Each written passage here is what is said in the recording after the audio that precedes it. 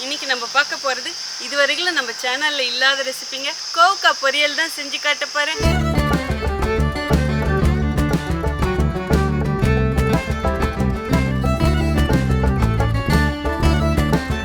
Hi friends, welcome to Cook with Sangeetha. இன்னைக்கு நம்ம பார்க்க போறது இதுவரைக்கும் நம்ம சேனல்ல இல்லாத ரெசிபிங்க.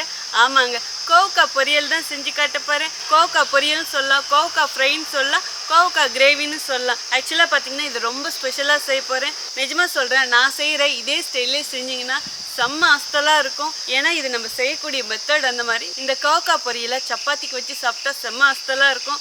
அது மட்டும் இல்லைங்க, சுட சுட சாதத்தில் இந்த கோவக்காய் பொரியல் போட்டு சாப்பிட்டா சொர்க்கமாக இருக்கும். ஸோ இன்றைக்கி ரொம்ப எளிமையான முறையில் சங்கீதா ஸ்டைலில் செஞ்சு காட்ட போகிறேன். நம்ம சேனலை யாரெல்லாம் இன்னும் சப்ஸ்கிரைப் பண்ணலையோ சப்ஸ்கிரைப் பண்ணுங்கள். ப்ளீஸ் கீழே இருக்கிற பெல் பட்டனில் மறக்காமல் ஆள் கொடுங்க. அப்போ தான் நான் போகிற வீடியோ உங்களுக்கு உடனே வரும். வாங்க இப்போ எப்படி செய்கிறதுன்னு பார்க்கலாம். இப்போது கோவக்காய் பொரியல் செய்கிறதுக்கு 1/2 கிலோ நான் கோவக்காய் எடுத்துருக்கேங்க. நல்லா கழுவிட்டு தண்ணி இல்லாமல் எடுத்து வச்சுருக்கேன். இப்போ இதை நம்ம கட் பண்ணிக்கலாங்க. கோவக்காயில் 2 முனையும் கட் பண்ணிவிட்டு அப்படியே ரவுண்டாக கட் பண்ணிக்கலாங்க.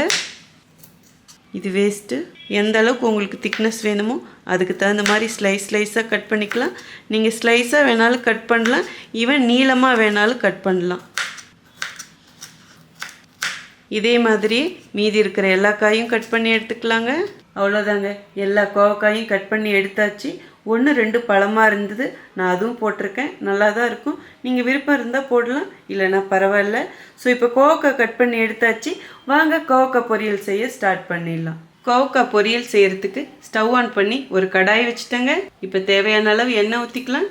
நான் தேங்காய் எண்ணெய் தாங்க விடுறேன். இப்போ தேவையான பொருட்கள்லாம் போட்டுக்கலாங்க. 1/2 டீஸ்பூன் கடுகு போட்டுக்கலாம். இன்றைக்கி நம்ம 1/2 கிலோ கோவக்காயில் தான் செய்கிறோம், அதுக்கு தகுந்த பொருள் தான் நான் போடுறேன். அடுப்பணல் கம்மியாக வச்சுருங்க. கடுகு நல்லா பொரிஞ்சு வரட்டும்.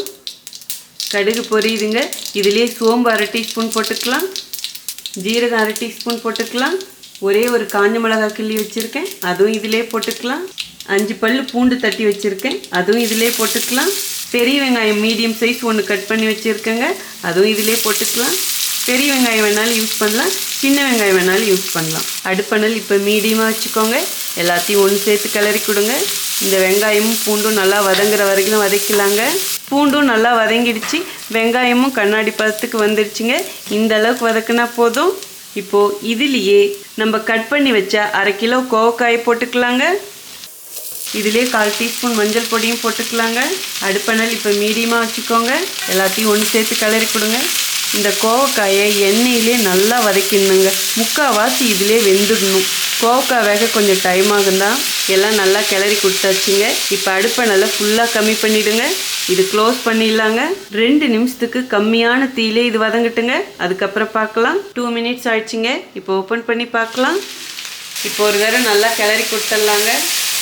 அடி பிடிக்காமல் பார்த்துக்கணுங்க. பாருங்கள், காய் ஓரளவுக்கு இதிலே நல்லா வெந்துடுச்சு. இப்போ தேவையான காரப்பொடியும் இதிலே போட்டுக்கலாங்க.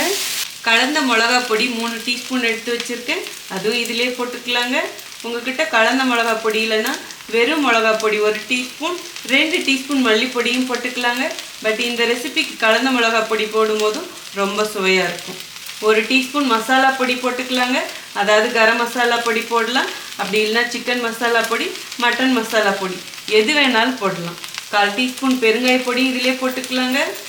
கொஞ்சமாக கருவேப்பிலையும் போட்டுக்கலாம். இப்போ எல்லாத்தையும் ஒன்று சேர்த்து கிளறி கொடுங்க. அடுப்பணல் கம்மியாகவே இருக்கட்டுங்க. எல்லா பொடியும் இந்த காயில் நல்லா சேர்த்து வதக்கணுங்க. இந்த அளவுக்கு வதக்கினா போதுங்க. பழமாக 2 தக்காளி எடுத்து கட் பண்ணி வச்சுருக்கேன், அதுவும் இதிலே போட்டுக்கலாம். இப்போ இதையும் சேர்த்து கிளறி கொடுங்க.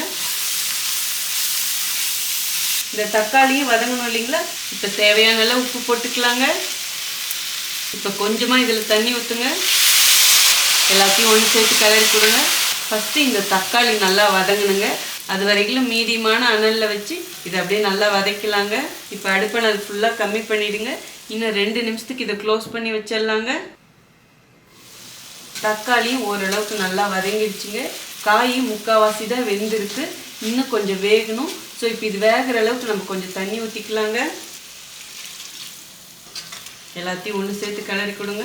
ட்ரையாக செய்யணுன்னா கொஞ்சமாக தண்ணி ஊற்றுங்க, இல்லை கொஞ்சம் கிரேவியாக செய்யணுன்னா கொஞ்சம் எக்ஸ்ட்ரா தண்ணி ஊற்றுங்க. இப்போ கிளறி கொடுத்தாச்சுங்க. அடுப்பணல் மீடியமாக வச்சுட்டு திரும்பவும் க்ளோஸ் பண்ணிவிடுங்க. 3 நிமிஷத்துக்கு இது நல்லா வேகட்டுங்க. இடையில எடுத்து கிளறி கொடுக்கணுங்க. இப்போ ஓப்பன் பண்ணி பார்க்கலாங்க. ஆஹா, கம கமன்னு சூப்பராக வாசனையாக இருக்குது. இப்போ ஒரு வாட்டி கிளறி கொடுத்துருங்க. காய் பார்த்தாலே தெரியுது நல்லா வெந்திருக்கு. ஸோ இந்த அளவுக்கு வெந்தால் போதும். லாஸ்ட்டாக இதில் கொஞ்சமாக தேங்காய் துருவலும் போட்டுக்கலாங்க. ஒரு 3 டீஸ்பூன் போட்டிங்கன்னா கரெக்டாக இருக்கும். சின்னதாக 2 பச்சை மிளகாய் எடுத்து உடச்சி வச்சுருக்கேன், அதுவும் இதிலே போட்டுக்கலாம். பச்சை மிளகாய் போடுறது ஆப்ஷனல் தாங்க. நான் எங்கெல்லாம் காரம் போடுறனோ அங்கே உங்களுக்கு தகுந்த மாதிரி போட்டுக்கோங்க. இப்போ அப்படியே கொஞ்சமாக எண்ணெயும் விட்டுக்கலாம். அதாவது 1 டீஸ்பூன் நான் தேங்காய் எண்ணெய் விடுறேன். இந்த மாதிரி விடும் போதும் நல்ல டேஸ்ட்டாக இருக்குங்க. இப்போது அடுப்பை நல்லா மீடியமாக வச்சுக்கோங்க. எல்லாத்தையும் ஒன்று சேர்த்து கிளறி கொடுங்க. ஒரே 1 நிமிஷத்துக்கு இது நல்லா வதங்கட்டுங்க. உப்பு காரெல்லாம் பார்த்துக்கோங்க, உங்களுக்கு தகுந்த மாதிரி அட்ஜஸ்ட் பண்ணி போட்டுக்கோங்க. 1 நிமிஷமாக நல்லா வதங்கிடுச்சிங்க. இந்த அளவுக்கு வதக்குனா போதும். இப்போ இதில் கொஞ்சமாக கருவேப்பிலை இலையும் போட்டுக்கலாம். இதையும் சேர்த்து கிளறி கொடுங்க. ஆஹா, சரியான வாசனைங்க. இந்த அளவுக்கு கிளறி கொடுத்தா போதுங்க. லாஸ்ட்டாக இதில் கொஞ்சமாக கொத்தமல்லி தலையும் தூவிக்கலாங்க. இப்போ ஸ்டவ் ஆஃப் பண்ணிவிடுங்க.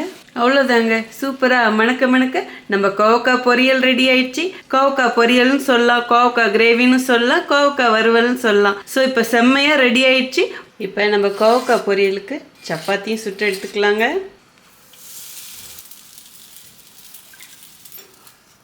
இந்த கோவக்காயை நான் இன்னைக்கு சப்பாத்தியோட வச்சு சாப்பிட்டு காட்ட போகிறேன். ஈவன் சுட சுட சாதத்துக்கு போட்டு பிசைஞ்சு சாப்பிட்லாம். அது மட்டும் இல்லைங்க, பழைய சாதத்துக்கு தொட்டுக்கிட்டு சாப்பிட்டிங்கன்னா ரொம்ப சூப்பராக இருக்கும். அவ்வளோதாங்க, சூப்பராக நம்ம சப்பாத்தியும் ரெடி ஆயிடுச்சு. வாங்க இப்போ எப்படி இருக்குன்னு டேஸ்ட் பார்த்தலாம்.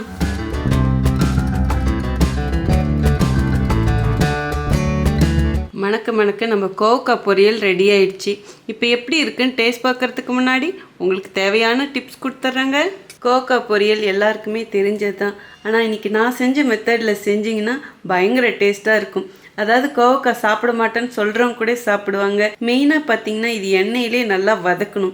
ஸோ அப்போ நல்லா ருசி ஏறிடும் இந்த காய்க்கு. இன்னைக்கு குழம்பு மிளகா பொடி போட்டு செஞ்சுருக்கோம். ஸோ அது நல்ல ஒரு பைண்டிங் கொடுக்கும், நல்லா திக்காக கொஞ்சம் கிரேவியாக கிடைக்கும். அது மட்டும் இல்லை, குழம்பு மிளகா பொடி போடும் போதும் நல்ல டேஸ்ட்டும் கிடைக்கும், ஃப்ளேவரும் கிடைக்கும். அதே மாதிரி மசாலா பொடியும் போட்டிருக்கோம். ஸோ அந்த மாதிரி போடும் போதும் நல்ல ஒரு வறுத்து கறி சாப்பிட்ற டேஸ்ட் கிடைக்கும். செஞ்சு பாருங்களேன், அப்புறம் உங்களுக்கே புரியும். ஆனால் இதில் நீங்கள் மெயினாக கவனிக்க வேண்டியது மசாலா பொடி ரொம்ப கம்மியாக போடணும். அதிகமாக போட்டிங்கன்னா கசப்பாக இருக்கும். அதே மாதிரி இது வெஜிடேரியன். ஸோ வெஜிடேரியனுக்கு எப்பயுமே மசாலா அதிகமாக போட்டிங்கன்னா கசப்புத்தன்மை ரொம்ப கூடும். காரம் மட்டும் நீங்கள் உங்களுக்கு தகுந்த மாதிரி பார்த்து போட்டுக்கோங்க. ஸோ வீடியோவில் நான் என்ன அளவு சொன்னனோ அதை அப்படியே ஃபாலோ பண்ணுங்கள். கொஞ்சமாக நம்ம தேங்காய் துருவலும் போட்டிருக்கோம். அந்த மாதிரி போடும்போது நல்ல ஒரு டேஸ்ட் கிடைக்கும். நீங்கள் தேங்காய் துருவலுக்கு பதில் கொஞ்சமாக தேங்காய் பால் கூட விடலாம், அதுவும் சுவையாக இருக்கும். இப்போ எப்படி இருக்குன்னு டேஸ்ட் பார்த்தலாம். ஃபஸ்ட்டு வெறுமனே இந்த காய் சாப்பிட்டு காட்டிடுறேன். நல்லா க்ரன்ச்சாக இருக்கும். நல்லா அந்த மசாலா பூண்டு ஃப்ளேவர்லாம் தெரியுது.